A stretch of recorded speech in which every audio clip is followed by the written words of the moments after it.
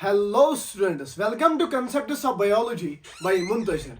Today we are going to start the second lecture of excretory products and their elimination. पहले lecture में हमने देखा what is the need of the excretion और पहले हमने देखा था किस टॉपिक से सबसे ज्यादा क्वेश्चन पूछे गए हैं, उसके बाद नीड ऑफ द एक्सक्रीशन, उसके बाद हमने पढ़े थे cheap nitrogenous wastes like the ammonia, urea and uric acid, वहां पे भी हमने देखा। और उसके बाद हमने पढ़े डिफरेंट ऑर्गेनिज्म में कौन से रेस्पिरेटरी ऑर्गन्स होते हैं। And in this video we will discuss about the human excretory system and at the end of the lecture आपको एक एक कंसेप्ट यहां पे समझ आ जाएगा। जब आपको यहां पे ह्यूमन एक्सक्रीटरी सिस्टम का बेसिक स्ट्रक्चर समझ आ जाएगा तभी हम यूरिन फॉर्मेशन और concentration of urine formation etcetera तभी आपको वो समझ आ जाएगा। ठीक है, तो चलिए हम स्टार्ट करते हैं ह्यूमन एक्सक्रीटरी सिस्टम। ठीक है, तो ऊपर आप लिखे human excretory system, this is human excretory system. ठीक है, यहां पे आपको ये जो दो स्ट्रक्चर्स दिख रहे हैं, this is left kidney and this is right kidney. ठीक है, left kidney and right kidney. ठीक है, और किडनीज में यूरिन बनता है। ठीक है, जो मैं आपको बताऊंगा अभी आगे आगे हम पढ़ेंगे। ठीक है, उसके बाद ये जो दो स्ट्रक्चर्स है ना, ये जो दो स्ट्रक्चर को हम यूरिटर कहते हैं। क्या कहते हैं? यूरिटर्स कहते हैं। उसके बाद नीचे ये जो यूरिन है ना, ये जमा हो जाएगा ब्लैडर में, that is called the urinary bladder. ठीक है, this is urinary bladder, this is urinary bladder. ये जो यूरिनरी ब्लैडर है ना, यूरिनरी ब्लैडर के अंदर ये रिसेप्टर्स प्रेजेंट होते हैं। These receptors are called the stretch receptors. इनको हम सिट्रेज रिसेप्टर्स कहते हैं। क्या कहते हैं? Stretch receptors. ठीक है, उसके बाद यहां पे ओपनिंग, एक्सटर्नल ओपनिंग होती है, that is called the urethra, that is called the urethra. ठीक है, this is inferior vena cava, this is inferior vena cava. ठीक है, and this structure is dorsal iota. और ऊपर किडनी के ऊपर एड्रेनल ग्लैंड प्रेजेंट होता है। क्या? एड्रेनल ग्लैंड प्रेजेंट होता है। This is the human excretory system. ठीक है, this is human excretory system. यहां पे मैंने आपको बोला this is the left kidney, right kidney, these structures are ureters, this is urinary bladder, अंदर रिसेप्टर्स प्रेजेंट होते हैं कॉल्ड द सिट्रेज रिसेप्टर्स, और यहां पे यूरेथ्रा प्रेजेंट होता है। ठीक है, this is inferior vena cava, this is dorsal iota, और ऊपर एड्रेनल ग्लैंड होता है। एंड मेन फंक्शन अगर हम देखेंगे ना ह्यूमन एक्सक्रीटरी सिस्टम की, यानी एक्सक्रीटरी सिस्टम, इस सिस्टम की मेन फंक्शन अगर हम देखेंगे ना, main function is the formation of the urine formation. ठीक है, पहले आप ये डायग्राम बनाएंगे। ठीक है, उसके बाद हम एक एक करके इन स्ट्रक्चर्स को पढ़ेंगे, एक एक करके इन स्ट्रक्चर्स को पढ़ेंगे, और ऐसे पढ़ेंगे सो दैट कि आगे कोई दिक्कत ना आ जाए और एक एक कंसेप्ट आपको क्लियर हो जाए। एंड नेक्स्ट की कहां से क्वेश्चन बनेगा वो भी मैं आपको यहां से बोलूंगा। पहले वीडियो को पास कीजिए और ये स्ट्रक्चर आप बनाए ह्यूमन एक्सक्रीटरी सिस्टम का, ह्यूमन एक्सक्रीटरी सिस्टम का।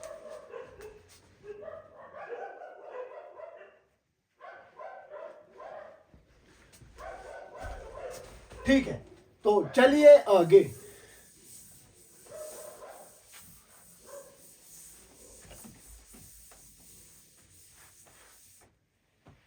पहला हम यहां पे किडनी देखेंगे, किडनी। ठीक है, किडनी लिखिए आप किडनी, ये reddish brown, reddish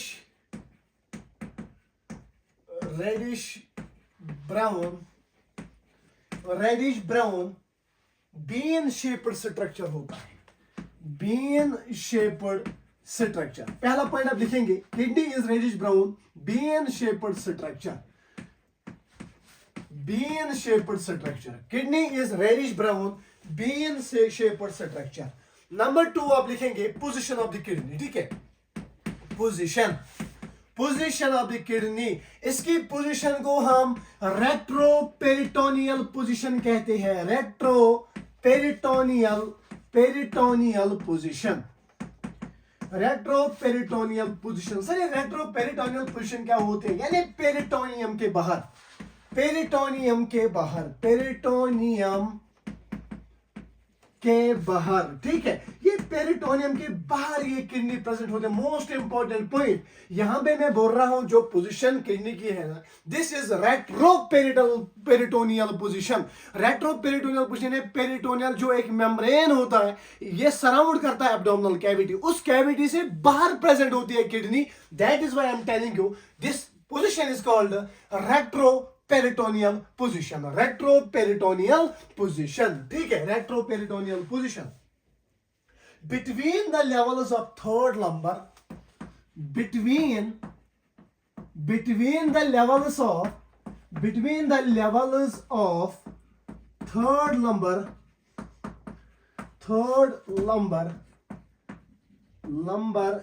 and lost thorax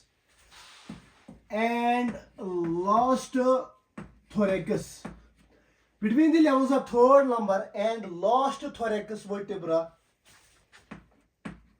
close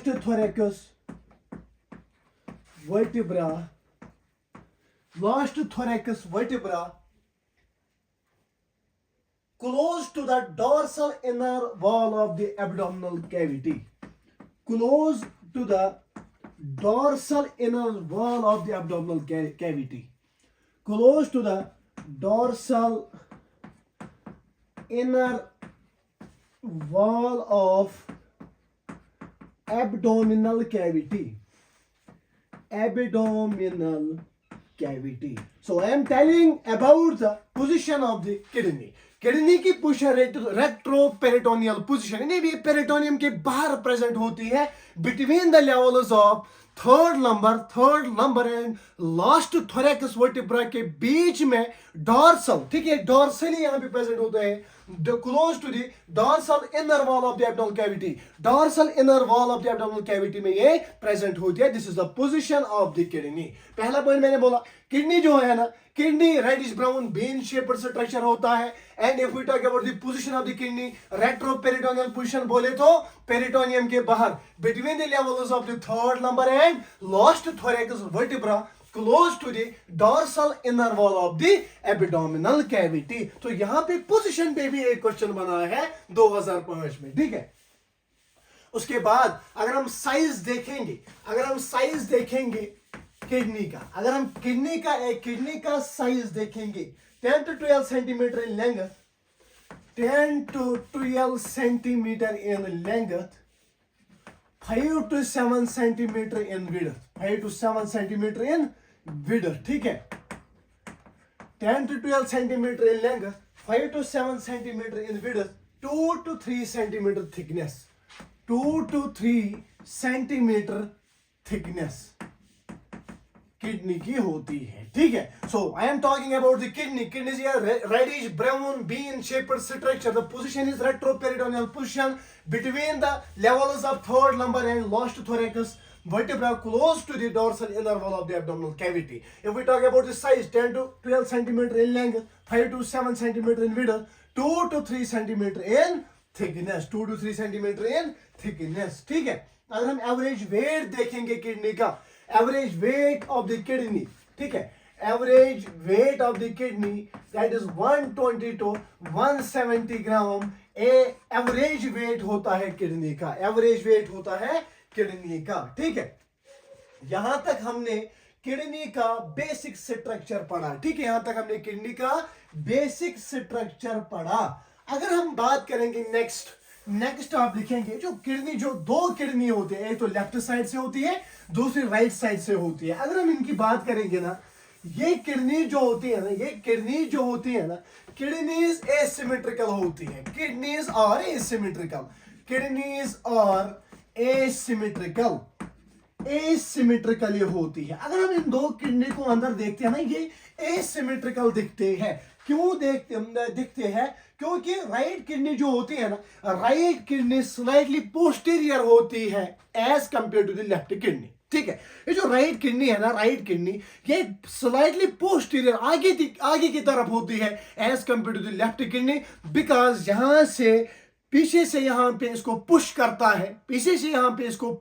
है लिवर, ठीक है। यहां से राइट साइड यहाँ पे लिवर होता है। लिवर इस राइट किडनी को पुश करता है टुवर्ड्स द पोस्टीरियर, ठीक है। सो यहाँ पे जो राइट किडनी होती है ना, ये स्लाइटली पोस्टीरियर होती है as compare to the left kidney, as compare to the left kidney. आप ये पॉइंट लिखेंगे, right kidney is slightly posterior, right kidney is slightly posterior,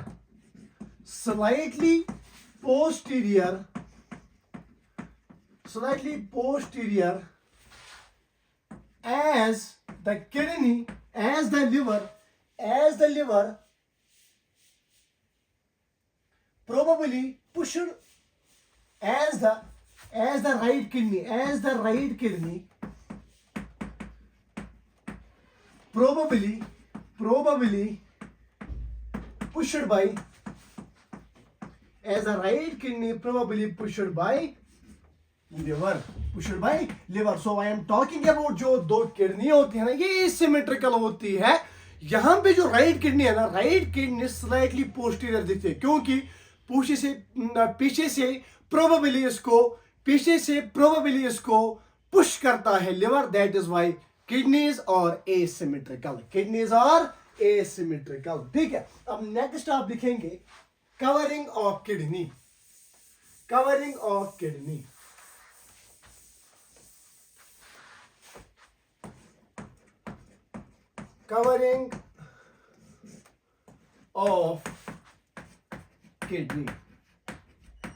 ठीक है, किडनी की कवरिंग, ठीक। यहां पे मैं किडनी बनाऊंगा, ठीक है।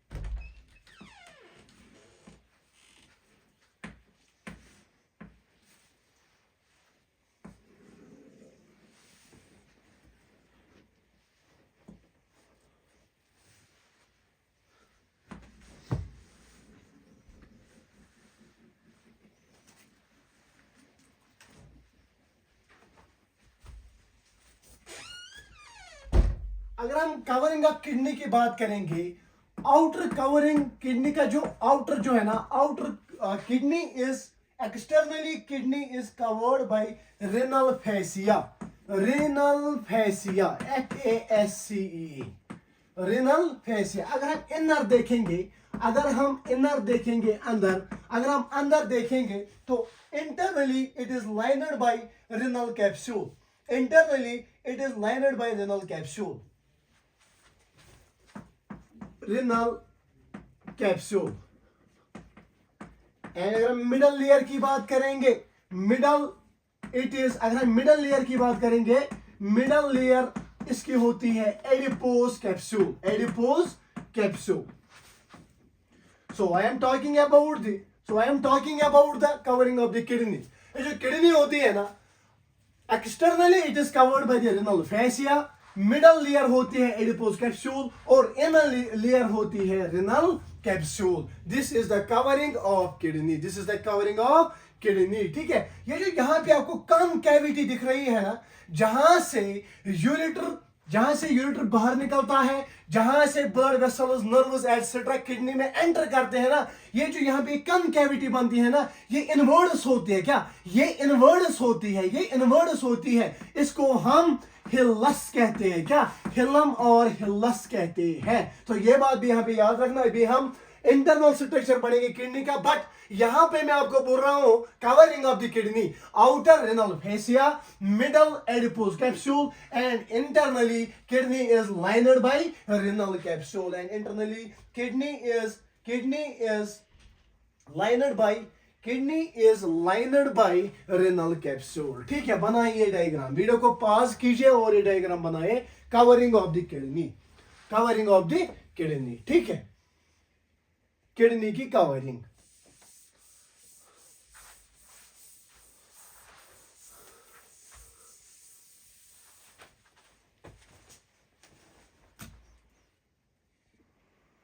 अब हम पढ़ेंगे longitudinal section of the kidney. अगर हम लॉन्गिट्यूडनल सेक्शन देखेंगे किडनी का लॉन्गिट्यूडनल सेक्शन, इंटरनल स्ट्रक्चर ऐसा होता है, ठीक है। अब आप ऊपर लिखेंगे longitudinal section of the kidney, this is the longitudinal section of the kidney. अब हम देखेंगे अंदर अगर किडनी में यूरिन फॉर्मेशन हो जाती है, अंदर क्या ऐसे स्ट्रक्चर्स प्रेजेंट होते हैं सो दैट कि अगर अंदर यूरिन यहाँ पे यूरिनिफेरस ट्यूब्यूल्स में यहाँ पे यूरिन बन गया, उसके बाद ये कैसे कंडक्ट होता है, अंदर कौन से स्ट्रक्चर्स होते हैं, यही हम पढ़ने जा रहे हैं। मैंने पहले ही बोला था कि ये एक कनकेविटी यहाँ पे बनती है किडनी की, यहाँ पे एक कनकेविटी बनती है जहां से रिनल आर्टरी, रिनल वेन और यूरेटर बाहर निकलता है। क्या क्या? रिनल आर्टरी, यूरेटर और रिनल वेन बाहर निकलता है। इस कनकेविटी को हम क्या कहते हैं? हिलम कहते हैं। तो ये जो रीजन है ना, इसको हम हिलस या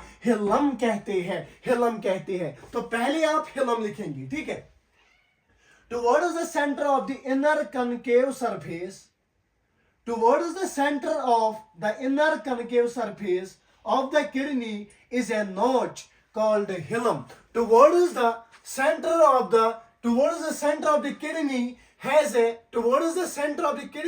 has a cavity, has a notch called the hilum or the hilus. इसको हम hilus कहते हैं, through which ureter blood vessels and nerves enter, through which blood vessels, ठीक है, enter, blood vessels, nerves enter। तो यहाँ पे मैं बात कर रहा हूँ इस वाले structure towards the centre of the kidney के सेंटर में एक कनकेविटी बनती है। इस कनकेविटी को हम हिलस कहते हैं, जिससे रिनल आर्टरी यानी ब्लड आर्टरीज, ठीक है, रिनल वेन, यूरेटर जो है यहाँ से किडनी में एंटर करते हैं। तो यहाँ पे ये हिलस है, ठीक है, यहाँ पे हिलस है। उसके बाद आप लिखेंगे inner to the hilum is a broad funnel shaped space called renal pelvis with projections called calyces.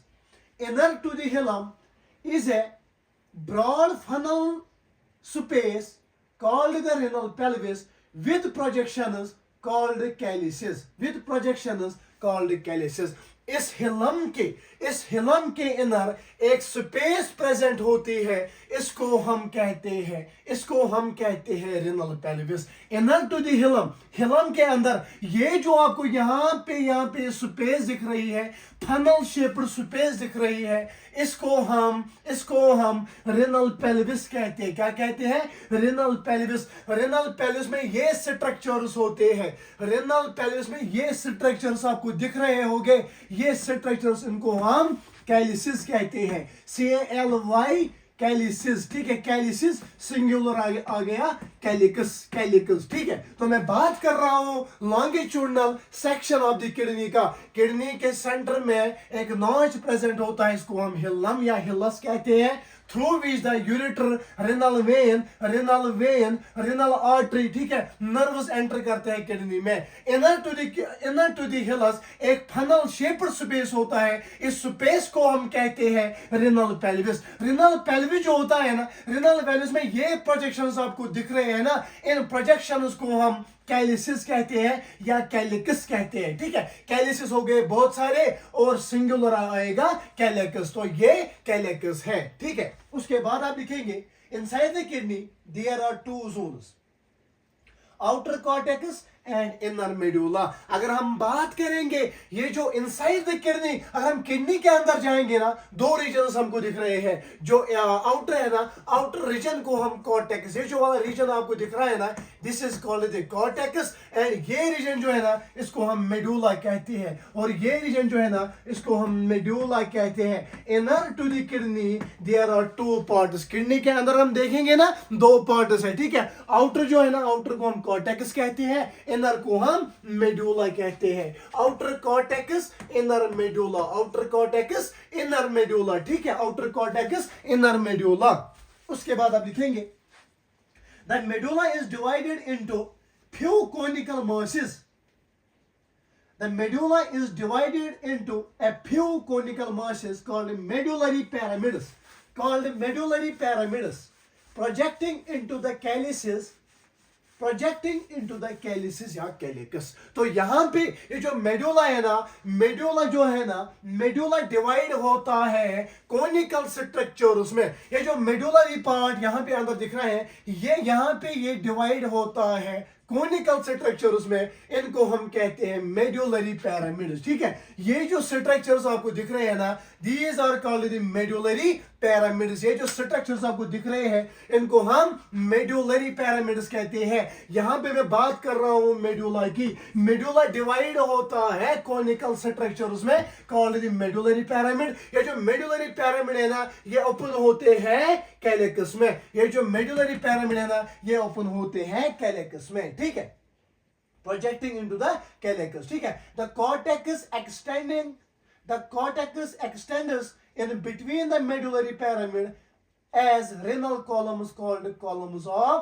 Butini। ये जो कॉर्टेक्स है ना, ये जो कॉर्टेक्स है ना, कॉर्टेक्स क्या करता है, कॉर्टेक्स यहाँ पे इन मेडुलरी पिरामिड्स में, यहाँ पे इनमें एक्सटेंड करता है, इनमें एक्सटेंड करता है ये कॉर्टेक्स रीजन। यहाँ पे कॉर्टेक्स रीजन है, ये मेडुलरी पिरामिड्स के दरमियान जो गैप है ना, इसमें भी कॉर्टेक्स रीजन आता है, और इनको हम कहते हैं renal column of Bertini, renal column of Bertini. ठीक है, रेनल कॉलम ऑफ बटनी। यानी जो कॉर्टेक्स है ना, ये एक्सटेंड करता है बिटवीन द मेडुलरी पिरामिड्स, ये एक्सटेंड करता है बिटवीन द मेडुलरी पिरामिड्स। ठीक है, as a renal column called the columns of Butini, renal column called the columns of Butini। This is the longitudinal section of the kidney, this is the longitudinal section of the kidney। पहले मैंने बोला जो centre होता है इस kidney का, यहाँ पे टुवर्ड्स द सेंटर एक नॉच प्रेजेंट हो, इसको हम हिलम कहते हैं। हिलम के द्वारा यहाँ से यूरेटर, यहाँ से रिनल वेन, रिनल आर्टरी और नर्व्स एंटर करते हैं इस किडनी में। इनसाइड अगर हम बात करेंगे नेक्स्ट टू द हिलम, यहाँ पे फनल शेप्ड स्ट्रक्चर होता है। इस फनल शेप्ड स्ट्रक्चर को हम क्या कहते हैं सर, इसको हम रेनल पेल्विस कहते हैं। इस रेनल पेल्विस में प्रोजेक्शंस होते हैं कॉल्ड द कैलिसिस सिंगुलर कैलिकस। ठीक है, उसके बाद अगर हम अंदर देखेंगे, ये जो किडनी है ना, किडनी डिवाइड होती है टू पार्ट्स में, outer cortex, inner medulla, outer cortex, inner medulla. अगर हम मेडुला की बात करेंगे, मेडुला डिवाइड होती है फ्यू कोनिकल स्ट्रक्चर्स में। इन कोनिकल स्ट्रक्चर्स को हम मेडुलरी पिरामिड्स कहते हैं, जो प्रोजेक्ट करते हैं किन में, इन कैलिक्सिस में ये प्रोजेक्ट करते हैं। ये जो कॉर्टेक्स है ना, कुछ कॉर्टिकल रीजन जो है ना, जो कॉर्टेक्स है ना, कॉर्टेक्स इन मेडुलरी पिरामिड्स के बीच में आ जाता है। ठीक है, बीच में होता है और ये एक्सटेंड करता है in between the medullary pyramids, और एक कॉलम्स बनाता है, और इन कॉलम्स को हम कॉलम्स ऑफ बटनी कहते हैं, रेनल कॉलम्स ऑफ बटनी कहते हैं। आई होप कि यहां तक आपको समझ आ गया होगा what is the covering of the kidney. मैंने कवरिंग भी 3 कवरिंग्स होती है। उसके बाद हमने लॉन्गिट्यूडनल सेक्शन यहां पे पढ़ा किडनी का, इसके बाद यहां पे हमने लॉन्गिट्यूडनल सेक्शन पढ़ा किडनी का। आई होप क्या ऐसी डायग्राम बनाओगे, और आप ऐसी डायग्राम बनाओगे, और जो मैंने आपको यहां पे डिक्टेट करके बोला वो बार बार देखोगे और अपने कापी पे लिखोगे। ठीक है, इसलिए मैं डिक्टेट करता हूं, क्योंकि बहुत ज्यादा कमेंट्स आते हैं कि सर आप ऐसे डायग्रामेटिकल फॉर्म में पढ़ाते तो है, बट उसके बाद जब हम 2-3 दिन के बाद यहाँ पे कॉपी देखते हैं, उसके बाद हमें समझ नहीं आता। इसलिए मैं यहाँ पे डिक्टेट करता हूं, और आई होप कि आप यहाँ पे लिखोगे। ठीक है, आप लिखोगे और एक डायग्राम बनाओगे। This is the internal structure of the kidney, this is the internal structure of the kidney. ठीक है,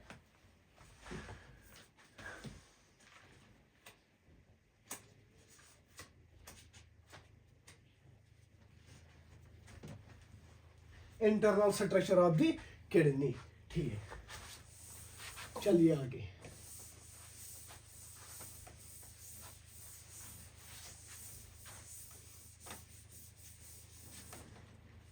देखिए next point, internally each kidney is formed of about, internally each kidney is formed about, each kidney is formed about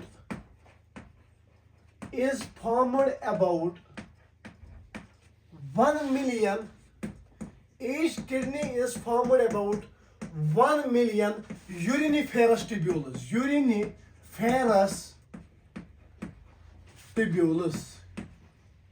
uriniferous tubules जिनको हम nephron कहते हैं। अगर हम एक किडनी की बात करेंगे ना, एक किडनी 1 मिलियन यूरिनिफेरस ट्यूब्यूल्स यानी नेफ्रॉन्स की बनी होती है, नेफ्रॉन्स की बनी होती है। और जो ये 1 मिलियन नेफ्रॉन्स एक किडनी में होती है, इनको हेल्ड करता है टुगेदर, हेल्ड टुगेदर बाय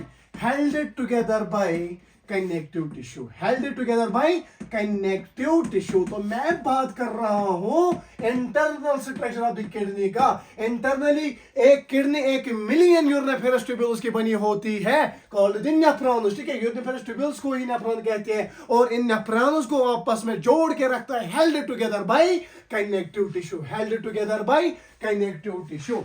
ठीक है,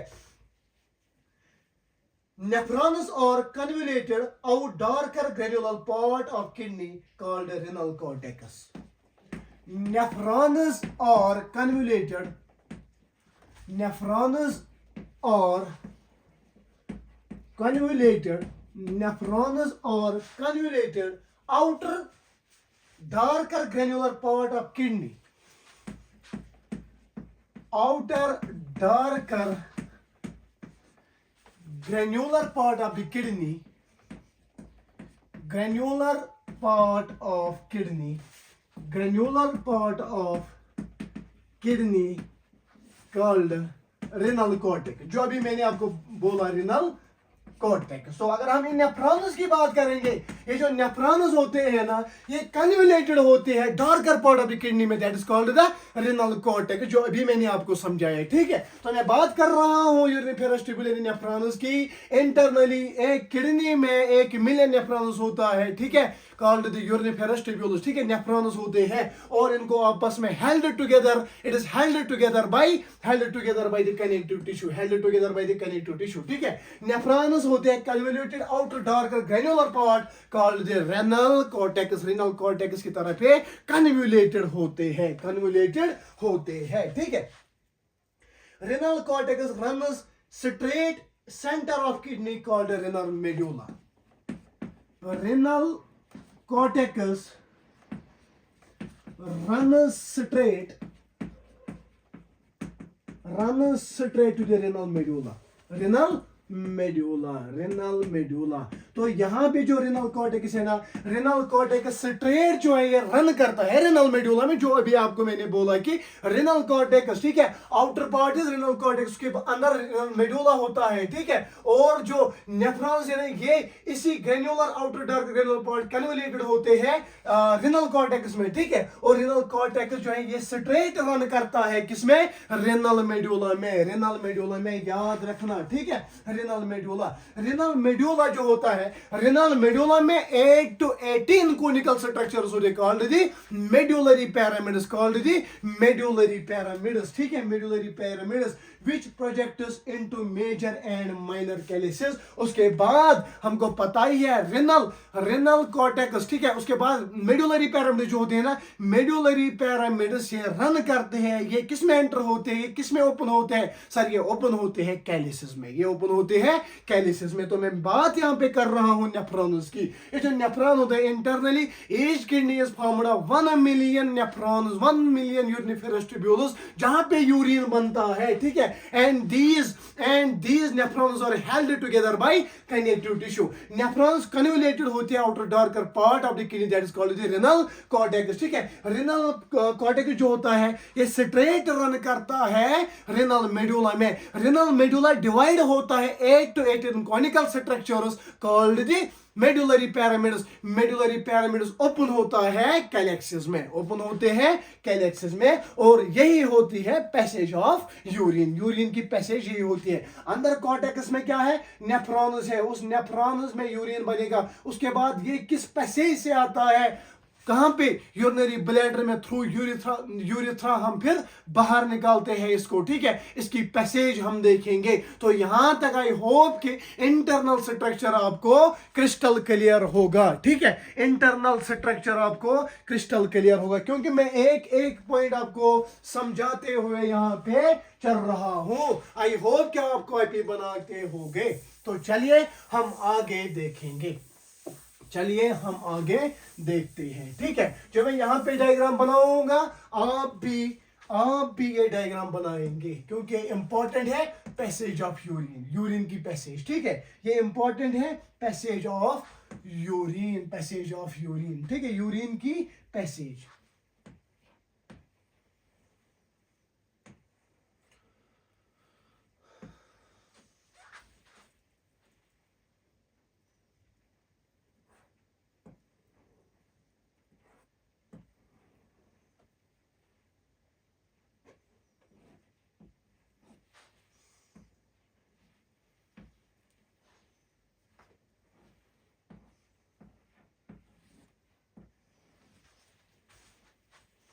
देखिए यहां पे दिस इज नेफ्रॉन, नेफ्रॉन में यूरिन बन गया, ठीक है, नेफ्रॉन में यूरिन बन गए, नेफ्रॉन में यूरिन बनेगा, उसके बाद ये जो है ना ये structure, this is medullary pyramid, this is medullary pyramid, medullary pyramid, ठीक है, मेड्यूलरी पिरामिड।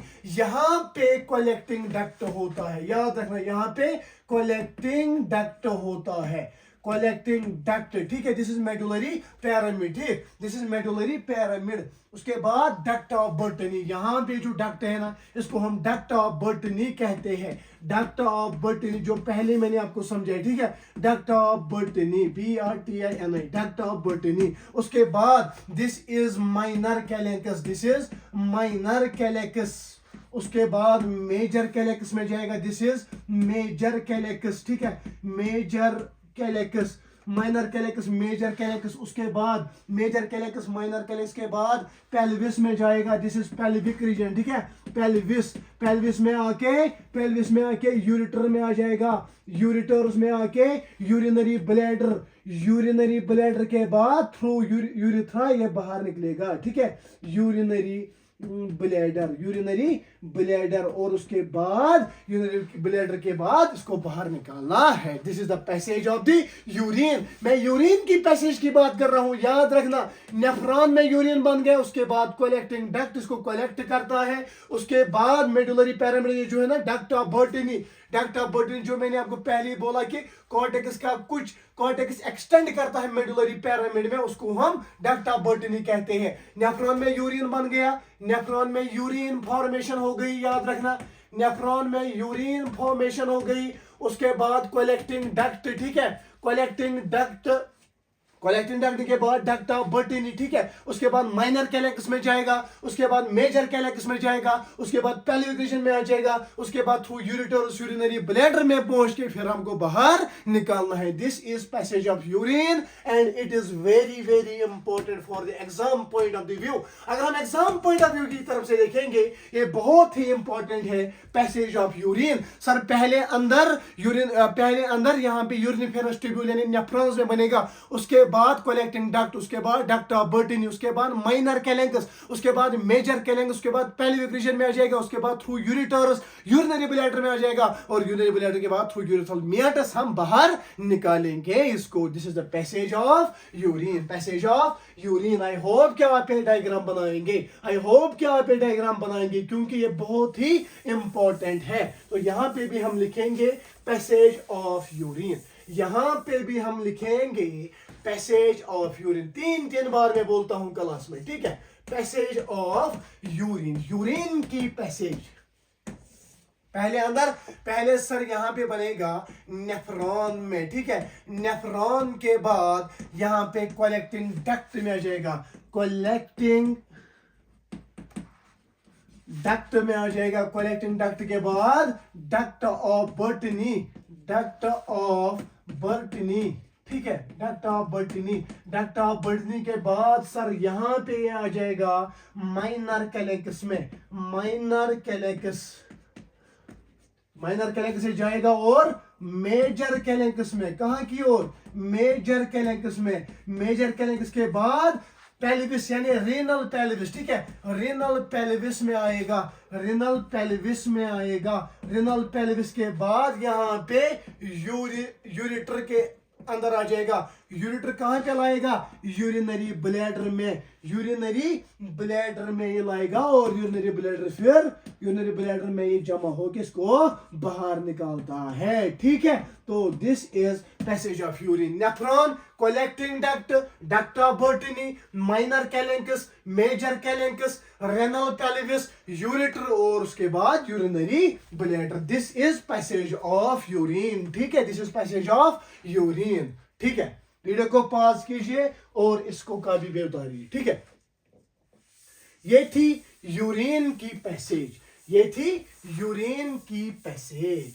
ठीक है, नेक्स्ट आप लिखेंगे functions of kidney, most important functions of kidney from the board point of view, from the CBSE point of the view and from the NEET point of view। तीनों के लिए यहाँ पे बहुत ही इंपॉर्टेंट ये है फंक्शन क्या है किडनी के, फंक्शन ऑफ किडनी। पहला पॉइंट आप लिखेंगे, पहला अगर हम मेन फंक्शन देखेंगे ना किडनी की, मेन फंक्शन किडनी की, primary function is to regulate electrolytes in blood along with pH and fluid homeostasis।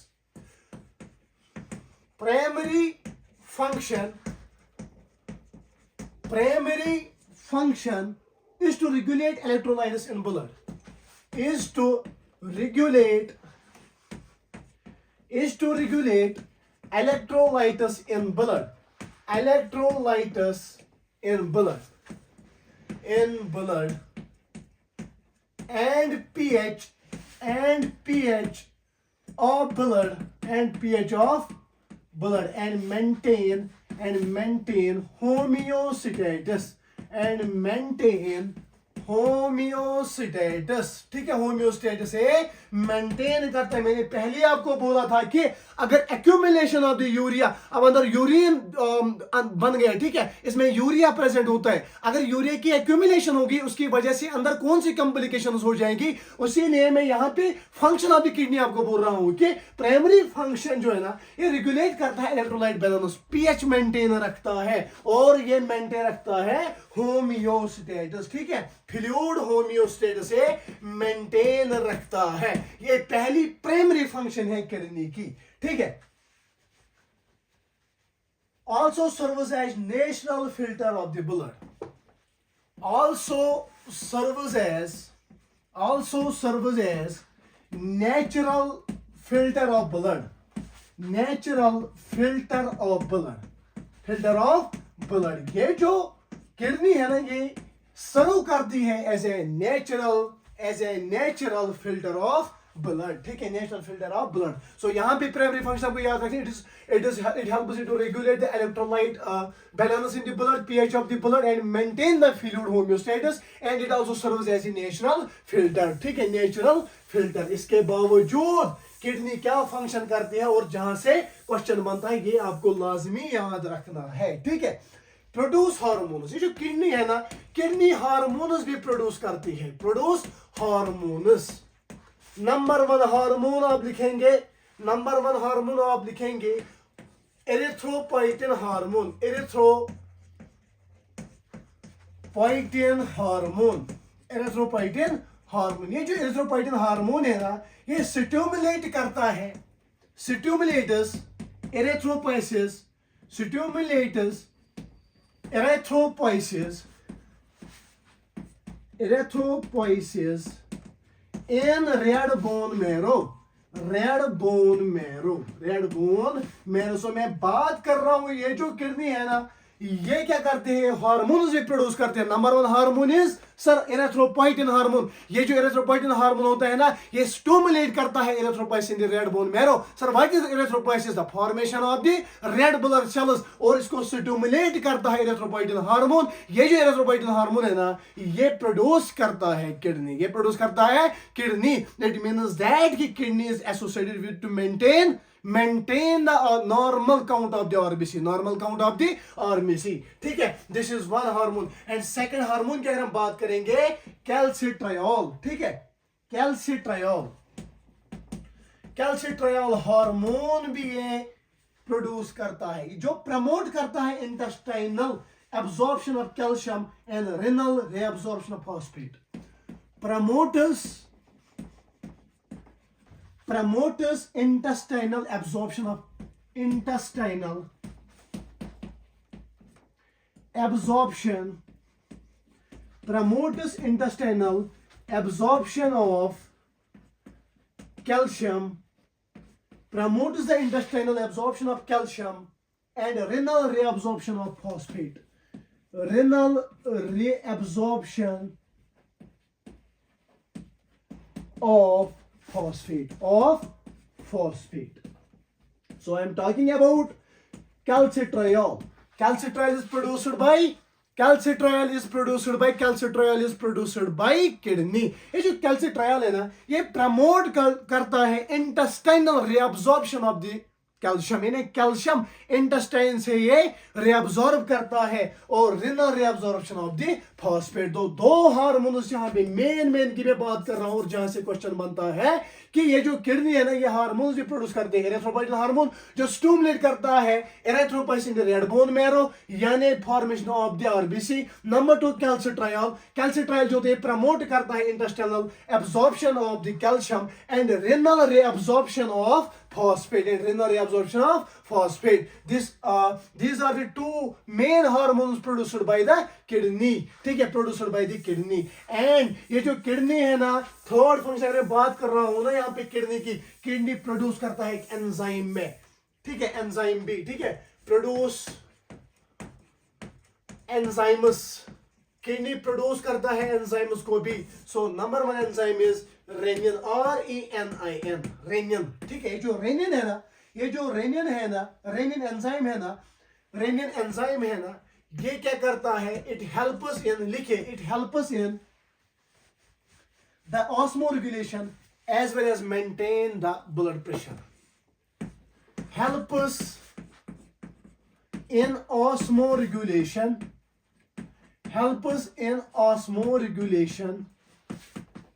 and maintain the blood pressure. So यहाँ पे एंजाइम भी किडनी जो है, किडनी प्रोड्यूस करते हैं एक एंजाइम भी, that is called the renin enzyme. Renin enzyme osmoregulation में हेल्प करते हैं, maintenance of the fluid balance. ठीक है, maintenance of the salt and the water balance in the body is called the osmoregulation. ये जो rennin enzyme है ना, ये हेल्प करती है ऑस्मोरेगुलेशन में भी और मेंटेन करता है ब्लड, यहाँ पे ब्लड प्रेशर भी. ठीक है, ब्लड प्रेशर भी यही मेंटेन करता है. So normal function, primary function अगर हम किडनी की देखेंगे, primary function is to maintain the pH of the blood. ठीक है, पीएच ऑफ द ब्लड ये मेंटेन करती है और ये क्या करते हैं? नेचुरल फिल्टर ये एक्ट करती है, यानी यूरिया की फॉर्मेशन, यूरिन निकलता है यहां से ब्लड से बाहर. ठीक है, उसके बावजूद ये दो हार्मोन्स भी यहां पे प्रोड्यूस करते हैं. Number 1 hormone is erythropoietin hormone. Erythropoietin hormone जो होता है ना, ये स्टिमुलेट करता है erythropoiesis in the red bone marrow. Next अगर हम बात करेंगे, दैट इज कैल्सिट्रियोल, जो इंटेस्टाइनल रिएब्सॉर्प्शन करता है कैल्शियम की और रिएब्सॉर्प्शन करता है, रिनल रिएब्सॉर्प्शन करता है फॉस्फेट की. उसके बाद मैंने बोला प्रोड्यूस करता है एंजाइम भी, that is called the renin enzyme. Renin enzyme help करता है किसमें? ऑस्मोरेगुलेशन में, और मेंटेन करता है नॉर्मल ब्लड प्रेशर. ठीक है, तो ये था यहाँ पे function of kidney. I hope कि ये आपने समझा होगा, बहुत ही आसान है. ठीक है, किडनी की फंक्शन, यहां से क्वेश्चन भी बनता है.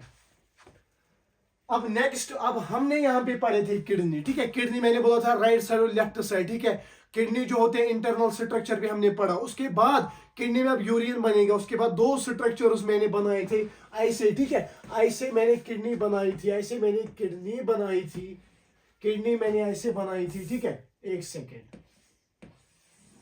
और यहां से जो दो स्ट्रक्चर्स निकलते हैं ना, इनको हम यूरिटर्स कहते हैं. क्या कहते हैं? यूरिटर्स कहते हैं. अब आप नेक्स्ट लिखेंगे यूरिटर. ठीक है, यूरिटर्स लिखिए, यूरिटर्स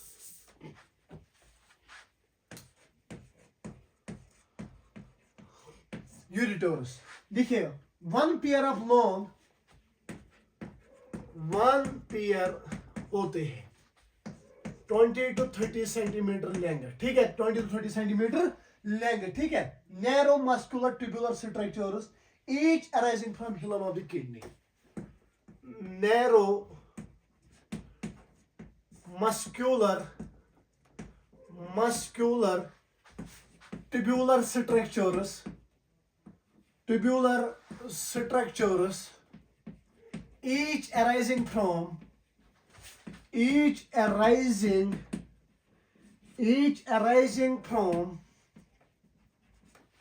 हिलस या हिलम, ठीक है, हिलम से ये अराइज होते हैं. Internally lined by transitional epithelium, पहला पॉइंट, ठीक है. नेक्स्ट पॉइंट आप लिखोगे internally lined by transitional epithelium.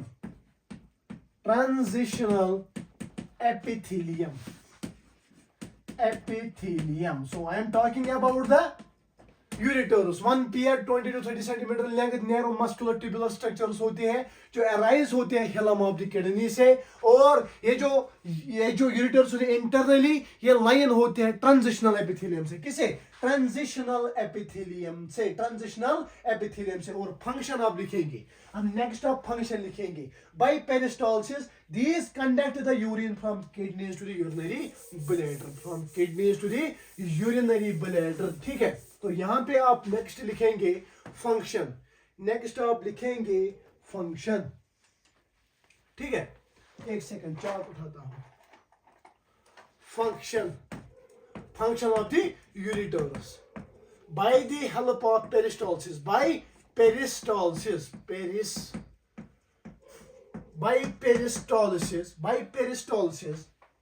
these conduct the urine from kidneys to the urinary bladder.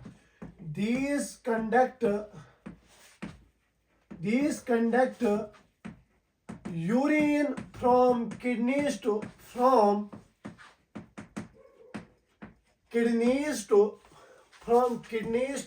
urinary bladder. Kidneys में यूरिन बनेगा. यूरिन को यूरिनरी ब्लैडर तक कौन कंडक्ट करता है? सर यूरेटर्स कंडक्ट करते हैं. लॉन्ग ट्यूबुलर स्ट्रक्चर्स होते हैं, मस्कुलर ट्यूबुलर स्ट्रक्चर्स होते हैं और internal liner by transitional epithelium by the help of the peristalsis ये कंडक्ट करते हैं urine from the kidney to the urinary bladder. These are the ureters. ठीक है. उसके बाद आप लिखेंगे यूरिनरी ब्लैडर. ठीक है. उसके बाद आप लिखेंगे यूरिनरी ब्लैडर. लिखिए urinary bladder.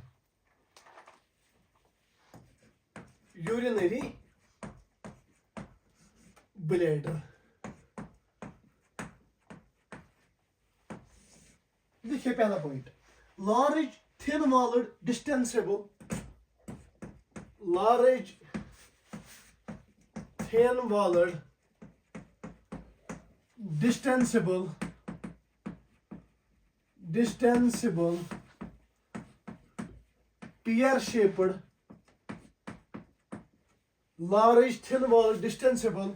pear-shaped sac present in the pelvis region of the abdominal cavity.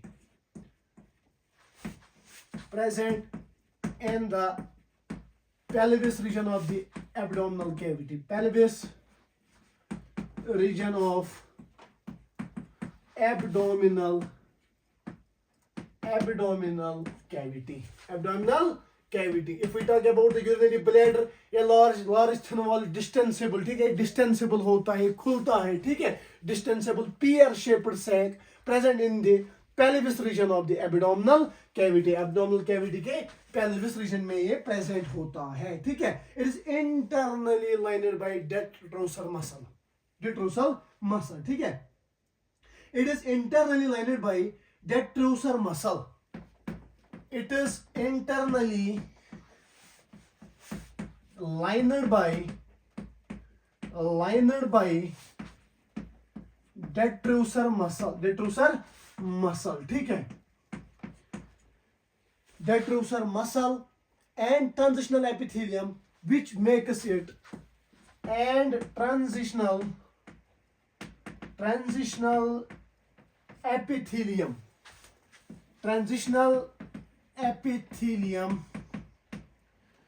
which makes it distensible.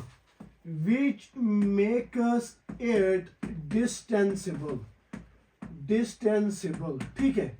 Distensible which makes it distensible to temporarily store about to temporarily store about 250 to 750 ml of urine. 250 to 750 ml of urine. So मैं बात कर रहा हूँ urinary bladder की. A large thin walled distensible pear shaped sac होता है present in the pelvis region of the abdominal cavity. Abdominal cavity के pelvis region में present होता है. अगर हम बात करेंगे इंटरनल लाइन होता है एक तो detrusor muscle, next transitional epithelium. Detrusor muscle और ट्रांजिशनल एपिथेलियम इसको डिस्टेंसिबल बनाते हैं जिसकी वजह से ये डायलेट होता है, डिस्टेंसिबल होता है. ठीक है, ये पॉइंट्स आप लिखेंगे यूरिनरी ब्लैडर के बारे में. ठीक है, उसके बाद नेक्स्ट अगर आप लिखेंगे ना, नेक्स्ट आप यूरिनरी ब्लैडर के बारे में लिखेंगे ना, यूरिनरी ब्लैडर जो होता है ना, यूरिनरी ब्लैडर ऐसे होता है. ठीक है, यूरिनरी ब्लैडर ऐसे होते हैं. अपर रीजन जो होता है ना, this is the broad. Upper region इसका होता है ना, अपर ये ब्रॉड होता है. ठीक है, ब्रॉड होता है. अपर रीजन इसका ब्रॉड होता है, अपर पार्ट इसका ब्रॉड होता है. ठीक है, और इसको हम कहते हैं अपर पार्ट जो है ये ब्रॉड होता है. अपर पार्ट ब्रॉड होता है, इसको हम बॉडी कहते हैं. ठीक है, इसको हम बॉडी कहते हैं. जो बॉडी होती है ना, it is for the storage. ठीक है, सो मैं बात कर रहा हूँ स्ट्रक्चर ऑफ यूरिनरी ब्लैडर. ठीक है, यूरिनरी ब्लैडर में अपर जो है ना, अपर पार्ट ये ब्रॉड होता है and it is for the storage. Lover जो है नेक ऑफ द ब्लैडर. ठीक है, लवर जो है ना, इसको नेक ऑफ द ब्लैडर कहते हैं. ठीक है, लवर पार्ट इज कॉल्ड नेक. ठीक है, पार्ट इसको हम नेक कहते हैं. ये जो नेक होता है ना, internal urethral orifice from where urethra originates and guarded by two sphincters. यहाँ पे internal urethral orifice होता है. internal urethral orifice.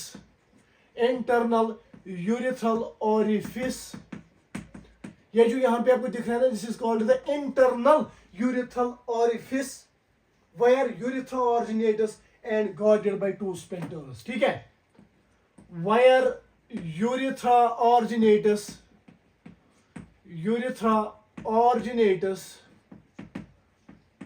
and guarded by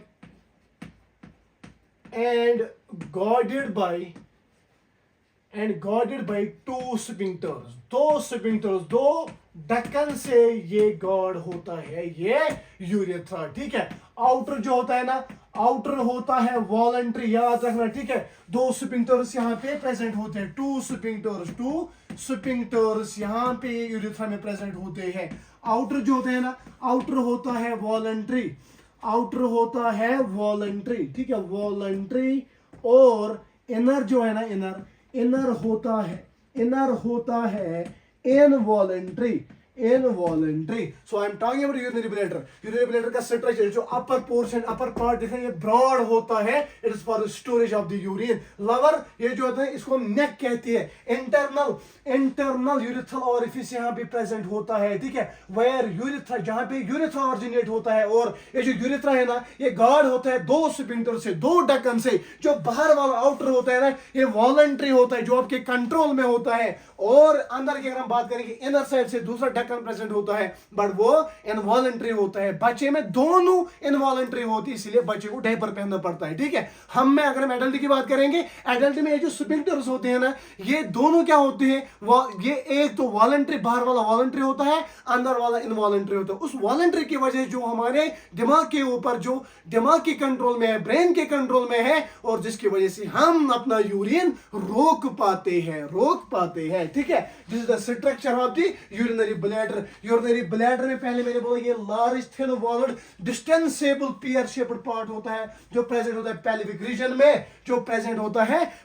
reason में. उसके बाद मैंने बोला इंटरनली अगर हम देखेंगे, lined by the detrusor muscle and transitional epithelium. उसकी वजह से ये डिस्टेंसिबल बनता है, इसकी वजह से ये डायलेट हो जाता है. उसके बाद मैंने बोला स्ट्रक्चर, अपर पार्ट ब्रॉड, ठीक है, it is for the storage, and lower part को हम नेक कहते हैं. Enter the urethral orifice present where the urethra जो है ओरिजिनेट होता है. यूरेथ्रा पे दो स्फिंक्टर्स होते हैं, दो ढक्कन होते हैं, आउटर और इनर. आउटर वॉलंटरी होता है, इनर इनवॉलंटरी होता है, और इसी पे बेस है मिक्ट्रूशन, मैकेनिज्म ऑफ मिक्ट्रूशन. अब आया अच्छा concept, that is micturition, mechanism of micturition. क्योंकि यहाँ पे यूरिनरी ब्लैडर पड़ा, उस यूरिनरी ब्लैडर के ऊपर ही इसी कंसेप्ट के बेस पे, इसी कंसेप्ट के बेस पे, इसी स्ट्रक्चर के बेस पे, यहीं पे मैं आपको मिक्ट्रूशन पढ़ाऊंगा, और ऐसा पढ़ाऊंगा आप कभी भी नहीं इसको बोलोगे. ठीक है, तो यहाँ पे आप लिखेंगे मैकेनिज्म ऑफ मिक्ट्रूशन,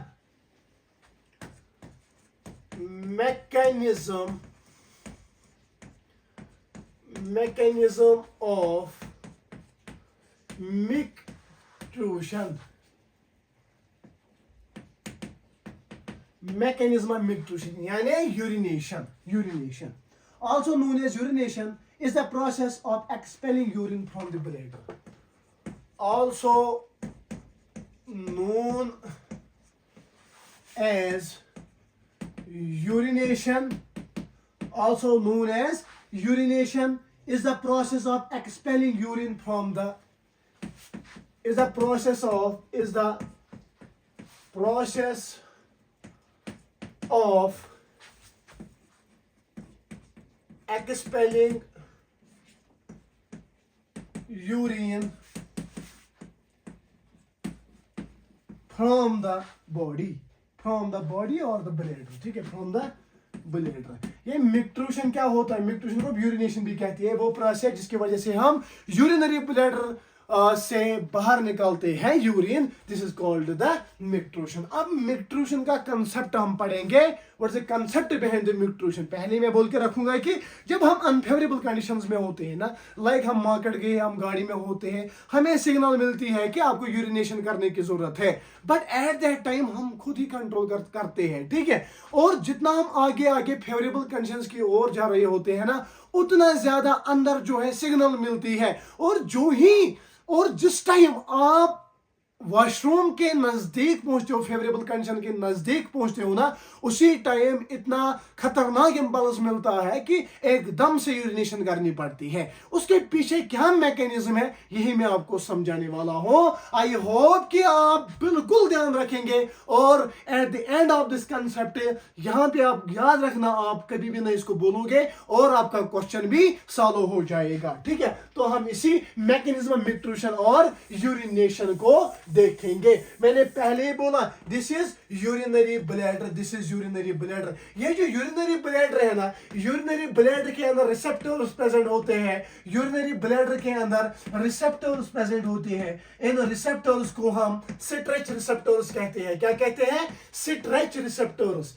स्ट्रेच रिसेप्टर्स यहाँ पे प्रेजेंट होते हैं, सिट रिसेप्टर्स प्रेजेंट होते हैं. And this is urethra. ठीक है, एंड दिस इज यूरिथ्रा. और मैंने बोला यहाँ पे दो स्फिंक्टर्स होते हैं. ये जो अंदर वाला इंटरनल स्फिंक्टर होता है ना, ये जो इंटरनल स्फिंक्टर होता है ना, इंटरनल स्फिंक्टर इनवॉलंटरी होता है, और जो बाहर वाला स्फिंक्टर एक्सटर्नल स्फिंक्टर होता है ना, एक्सटर्नल स्फिंक्टर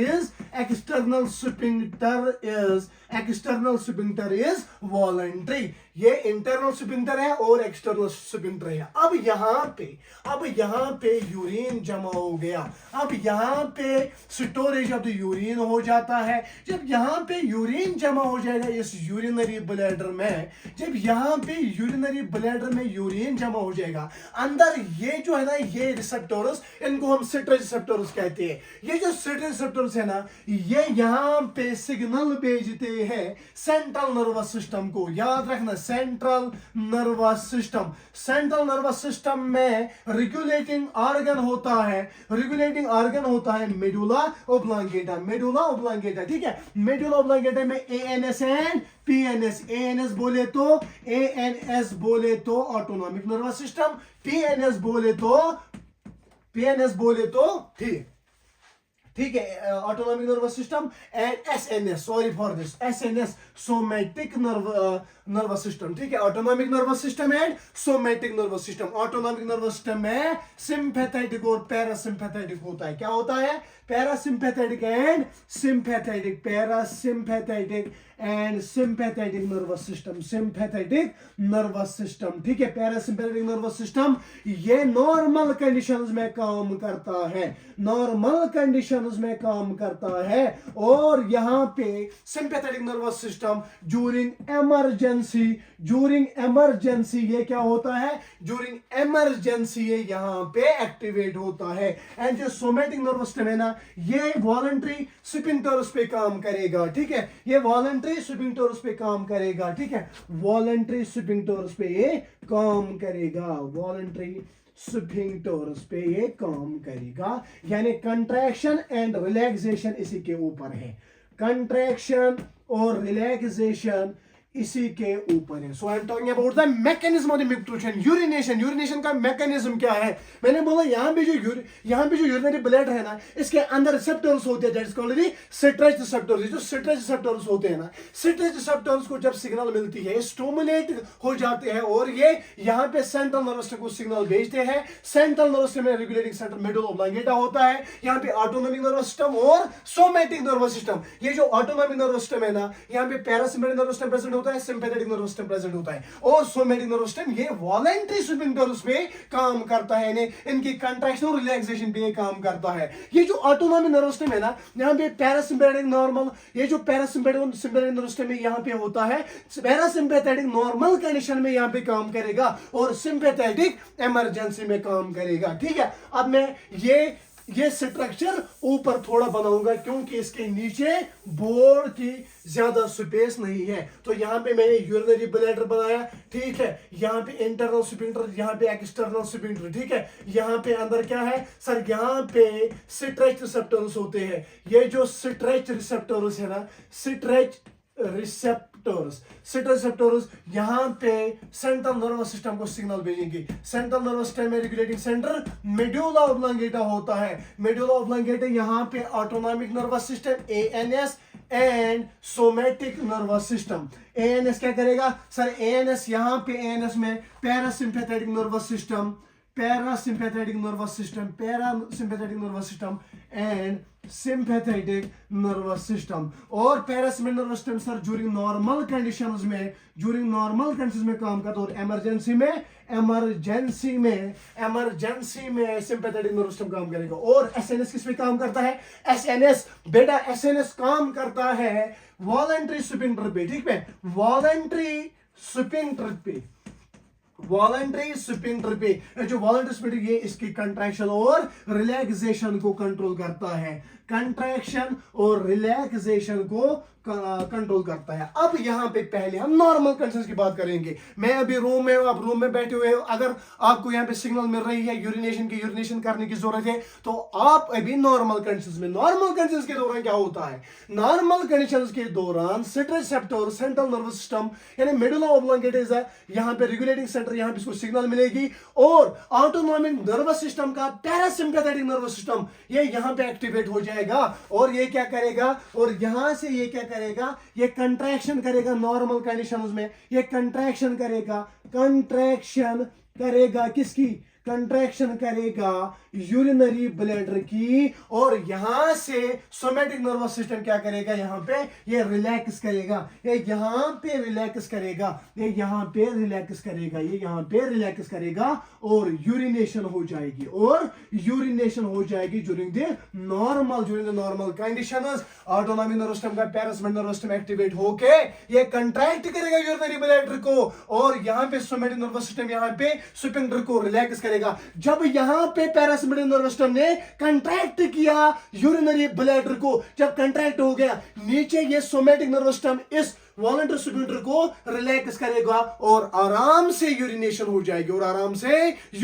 हो जाएगी, एंड नेक्स्ट हम बात करेंगे नेक्स्ट हम बात करेंगे इमरजेंसी की, यानी सिट्रल रिसेप्टर्स ने सिग्नल भेजे सेंट्रल नर्वस सिस्टम में। सेंट्रल नर्वस सिस्टम में रेगुलेटिंग सेंटर मेडुला ऑब्लांगेटा होता है। एएनएस ऑटोनॉमिक नर्वस सिस्टम का सिंपैथेटिक नर्वस सिस्टम एक्टिवेट हो जाएगा, क्योंकि अभी इमरजेंसी है, अभी आप फेवरेबल कंडीशंस में नहीं हो, आप अनफेवरेबल कंडीशन, आप बाजार गए हो, आप अभी गाड़ी में हो, आप वहां पे फेवरेबल कंडीशन नहीं है यूरिनेशन करने की। उस वक्त क्या होता है, उस वक्त सिंपैथेटिक नर्वस सिस्टम यहां पे क्या करेगा, ये यहां पे क्या करेगा, ये रिलैक्सेशन करेगा, ये रिलैक्सेशन करेगा, किसकी रिलैक्सेशन करेगा, रिलैक्सेशन करेगा यूरिनरी ब्लैडर की, एज यूरिनरी ब्लैडर इज डिस्टेंसिबल, ठीक है, ये रिलैक्सेशन करेगा और यहां पे सोमैटिक नर्वस सिस्टम कंट्रैक्ट करेगा, इसको बंद रखेगा इस स्फिंक्टर को, और यहां पे ड्यूरिंग इमरजेंसी ये प्रोसेस हो जाएगी, ये प्रोसेस हो जाएगी, यानी यहां पे ये यूरिनेशन का प्रोसेस जो है ये रुक जाएगी इमरजेंसी। अब क्वेश्चन सर कहां से बनेगा,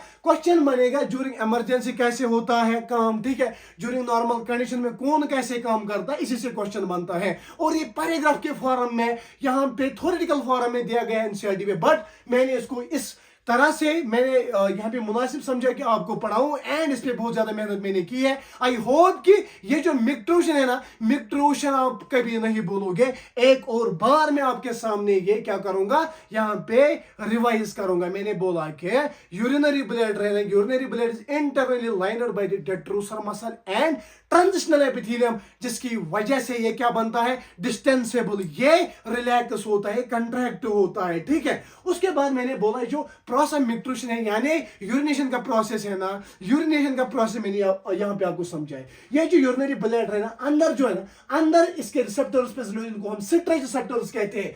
ये जो सिट्रेज रिसेप्टर्स है ना, और यहाँ पे नीचे ये जो यूरेथ्रा है, यहाँ पे दो स्फिंक्टर्स प्रेजेंट होते हैं, आउटर वॉलंटरी होता है, जो इनर होता है इनवॉलंटरी होता है, ठीक है। ये सिट्रेज रिसेप्टर्स जब ये स्टिमुलेट होते हैं ना, ये सिग्नल भेजते हैं सेंट्रल नर्वस सिस्टम को, मेडुला ऑब्लांगेटा को। नॉर्मल कंडीशंस में यहाँ पे ऑटोनॉमिक नर्वस सिस्टम में पैरासिम्पैथेटिक नर्वस सिस्टम नॉर्मली जो है ये क्या स्टिमुलेट होता है और ये कंट्रैक्ट करता है यूरिनरी ब्लैडर को, और यहाँ पे सोमैटिक नर्वस सिस्टम क्या करता है, ये क्या करता है, ये रिलैक्स करेगा यहाँ पे स्फिंक्टर को, और जब रिलैक्स हो जाएगा स्फिंक्टर, यहाँ पे यूरिनेशन हो जाएगी नॉर्मल कंडीशंस में। और इमरजेंसी के दौरान हम कैसे बंद रखते हैं ये, उसके पीछे क्या मैकेनिज्म है, उसके पीछे यही मैकेनिज्म है। रिसेप्टर जो central nervous system medulla oblongata को यहाँ पे सिग्नल भेजता है, यहाँ पे ऑटोनॉमिक नर्वस सिस्टम का सिंपैथेटिक नर्वस सिस्टम इमरजेंसी में जो काम करता है ना, ये रिलैक्स करेगा क्या, यूरिनरी ब्लैडर को रिलैक्स करेगा, और यहाँ से सिग्नल मिलेगी सोमैटिक नर्वस सिस्टम को, आप क्या करो, आप कंट्रैक्ट करो, आप बंद ही रखो इस स्फिंक्टर को, और उसकी वजह से जब रिलैक्स हो गया यूरिनरी ब्लैडर, और यहाँ पे कंट्रैक्ट हो गया, क्या कंट्रैक्ट हो गया ये स्फिंक्टर, उसकी वजह से अंदर जो है ये अंदर खुलता है और ज्यादा से ज्यादा यूरिन इसमें पहुंचता है, और आपको कम सिग्नल तो मिलती है बट कम मिलती है जब तक आप फेवरेबल कंडीशंस में पहुंचते हो। This is the mechanism behind the micturition. I hope कि एक एक कंसेप्ट आपने यहाँ पे समझा होगा, और जो भी चीज यहाँ पे छूटती होगी ना, वो कमेंट सेक्शन में लिखे, उस पर मैं काम करूंगा, वरना मुझे अपनी मेहनत पे भरोसा है, मैं मेहनत करके आपके सामने आता हूं, एंड एक दिन जब यहाँ पे डिजिटल बोर्ड होगा ना, उसके बाद इससे भी अच्छा आपको समझ आ जाएगा। ये था मैकेनिज्म ऑफ मिक्ट्रूशन, अब क्वेश्चन यहां से ये आएगा, अगर ये सिट्रेज रिसेप्टर्स डैमेज हो जाएगी उसकी वजह से क्या होता है, if stretch receptors damaged, if citrate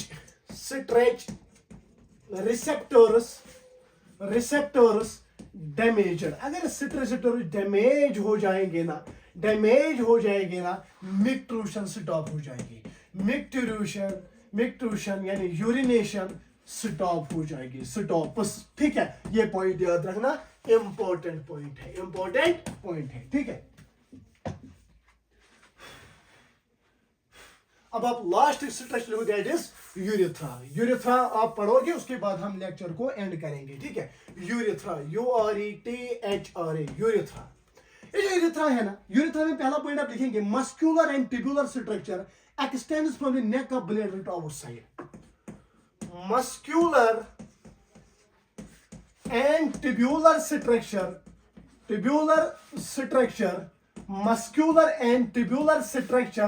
extends from the neck of the bladder extends from neck of bladder to the outside.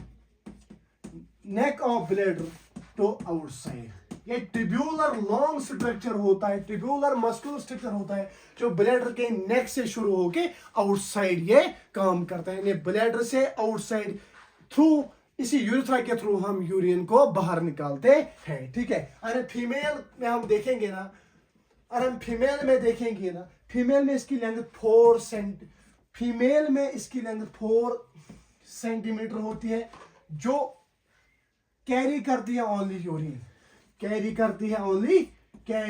Only urine, ठीक है। ये यूरेथ्रा जो है ना, यूरेथ्रा फीमेल में 4 सेंटीमीटर होता है जो कैरी करता है ओनली यूरिन, और मेल में जो अगर हम इसकी लेंथ देखेंगे 20 सेंटीमीटर होती है। क्या 20 centimetre carry both urine and semen,